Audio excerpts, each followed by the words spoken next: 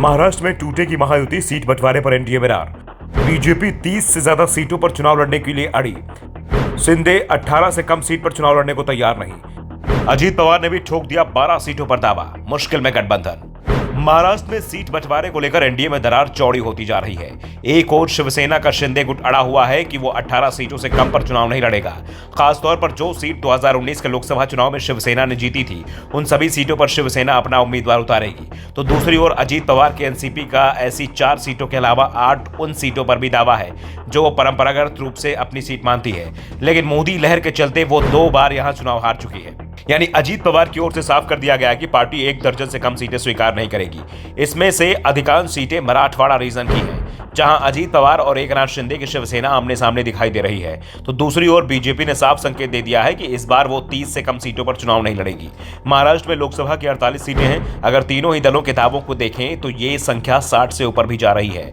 ऐसे में सीटों का बंटवारा बेहद मुश्किल होता दिखाई दे रहा है। बताया जा रहा है कि बीजेपी की नजर शिवसेना की उन 6 सीटों पर टिक गई है जो उसने 2019 में जीती थी। खासतौर पर जो लोकसभा सदस्य अभी भी उद्धव ठाकरे के साथ हैं, उन सीटों पर अब बीजेपी अपने उम्मीदवार उतारने की तैयारी कर रही है।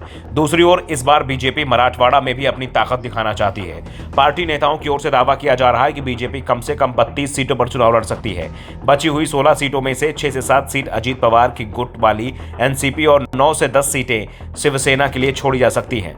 लेकिन बीजेपी को भी इस बात का एहसास है कि ये दल इतनी सीटों को शायद ही चुनाव लड़ने के लिए तैयार होंगे। दरअसल बीजेपी ये मान रही है कि अजीत पवार और एकनाथ शिंदे के साथ विधायक और सांसद तो आ गए हैं, लेकिन दोनों ही नेता पार्टी का मूल वोट बैंक अपने साथ नहीं ला पाए हैं। एनसीपी के कार्यकर्ता आज भी शरद पवार के साथ दिखाई दे रहे हैं, तो शिवसेना में यह स्थिति उद्धव ठाकरे के साथ दिखाई दे रही है। एकनाथ शिंदे को बीजेपी अजीत पवार से ज्यादा सीट इसलिए दे रही है क्योंकि शिंदे के पास शिवसेना का नाम और निशान दोनों ही है, जबकि अजीत पवार का मामला अभी सुप्रीम कोर्ट में और चुनाव आयोग में चल रहा है।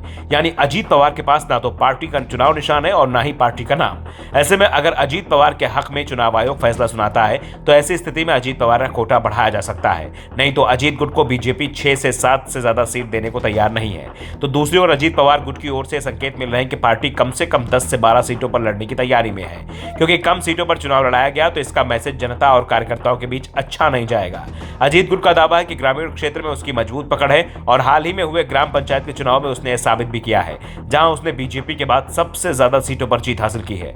अजीत गुट के एनडीए में आने के बाद से ही ग्रामीण क्षेत्र की स्थिति में बदलाव आया है। पहले जहां महाविकास अघाड़ी ग्रामीण क्षेत्र में भारी पड़ती दिखाई दे रही थी, वहीं अजीत गुट के एनडीए में आने के बाद से ही एनडीए एमवीए पर बहुत भारी पड़ने लगा है। यानी अजीत गुट ने ही ग्रामीण क्षेत्र में संतुलन को पूरी तरह से एनडीए के पक्ष में किया है। ऐसे में सवाल उठ रहे हैं, क्या बीजेपी अजीत गुट की मांग को स्वीकार करेगी? फिलहाल तो एनडीए में जमकर खींचतान चल रही है। दावे तो यहां तक किए जा रहे हैं कि अगर बीजेपी ने अजीत गुट की मांग पर विचार नहीं किया तो वो एमवीए में वापसी भी कर सकते हैं। Bureau report, the Dhakad news.